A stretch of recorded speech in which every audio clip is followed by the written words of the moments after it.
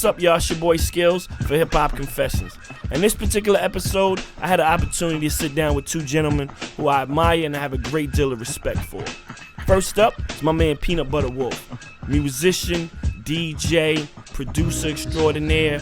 This guy's from the West Coast, been doing it a long time. He's the founder of Stone's Throw Records, one of the biggest labels on the West Coast, responsible for putting out music from people like Guilty Simpson to Mad Lib, just recently Mayor Hawthorne, and last but not least, none other than the late great Jay Dilla. Next up, my man Q-Tip, aka Kamal the Abstract. I mean, this guy is one of the founder members of what I feel is probably the greatest group in hip-hop history, A Tribe Called Quest. I mean, this guy's career is unprecedented. He discovered Jay Dilla. He's an actor, producer, DJ.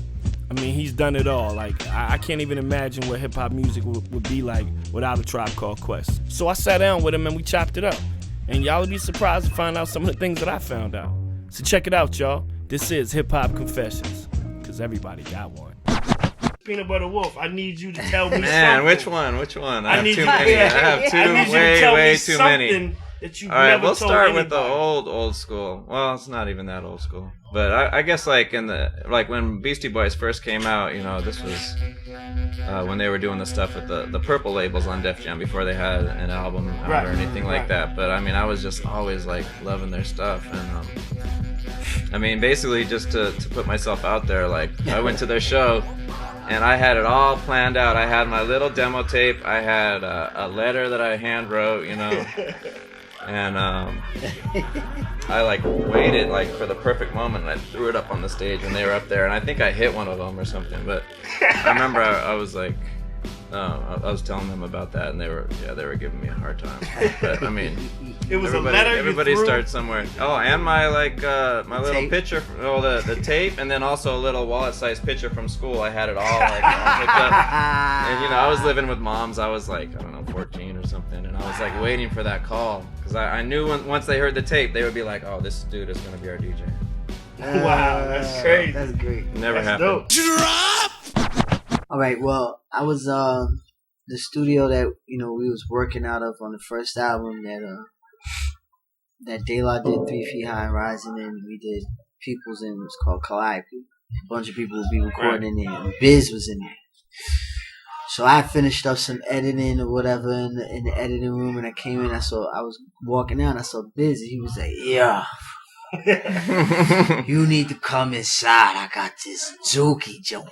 Or whatever his parlance or whatever. He was in there. He had the beat, and it was the Get Out My Life Woman beat. I forget which version of it. It was the drums to basically Just a Friend. Wow. So he was like, "Yo, check this out," and he plays the joint, and they go, and the dude Shane Farber, who was the engineer for a lot of the cast back then, he was playing the piano over right there, and he had the vocal up. And it was like, you must be on speed. Oh, man. He's just, I was like, nigga, you better not call that shit Fuck that. He's like, for real? I was like, yeah, nigga, you must be on speed. Like, this shit is a hit. It could go somewhere. Huh? I was like, yo, this shit is a hit. You better fuck with it. So right. He sat around and he fucked around and he was like, you got what I need. I was like, yeah. He was like, well, that's the original. Right. I was like, yeah, so do that. Right. Oh, baby, you got what I need.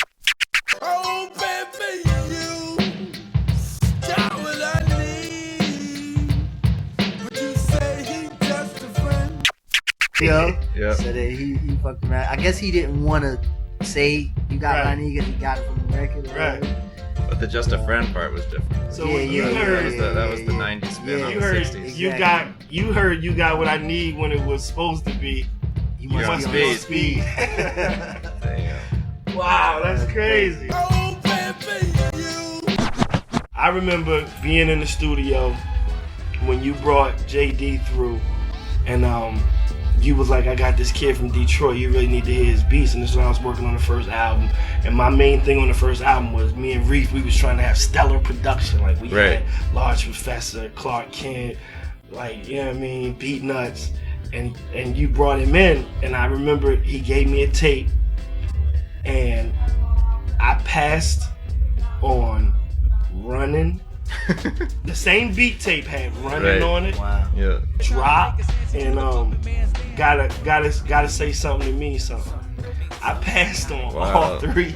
Nice. That's a confession. That's the Running. Those shits was monsters. Yeah, the Running. Yeah. I still have the tape. It has a green label on it. I passed up on Running by the Far Side, Drop by the Far Side. Yeah. Gotta kick something to me. So I'm still. Well, I mean, House Shoes, even the early days, like House Shoes, he was giving me stuff like in 94, 95, you know, and I wasn't. I mean, he was so hype on Dilla, and I liked it, but I liked the Slum. When I heard the Slum Village stuff, that's what I liked the best. Like the stuff he did with Tribe, I liked, but I liked Tribe's early stuff so much that it was hard for me to like feel like it compared to it and stuff. And he like really came into his own later, like in my opinion and stuff. So. Yeah, I'm still kicking myself in the But you heard it. You heard it early, before a lot of people. Yeah. He came on the Shoes, bus and shit. And gave it to me. I was just like, I just pushed the button. I was just like, him, you know what I'm saying? Like, he's the shit. Like, I just had to, like, I hooked him up with Common and Questlove and Busta. I remember when we mastered. I remember when we mastered, and he actually got the checks, and he told me, he was like, "Yo, man," he's like, "I appreciate this so much." He's like, I don't care if I get big as like Dr. Dre, like you will always be able to get me for the price that you paid me for these tracks. And I was like, wow, you know what I mean? Like, and I just watched him grow into, you know what I mean, an immaculate producer, man. Yeah. He touched so many different lives, man.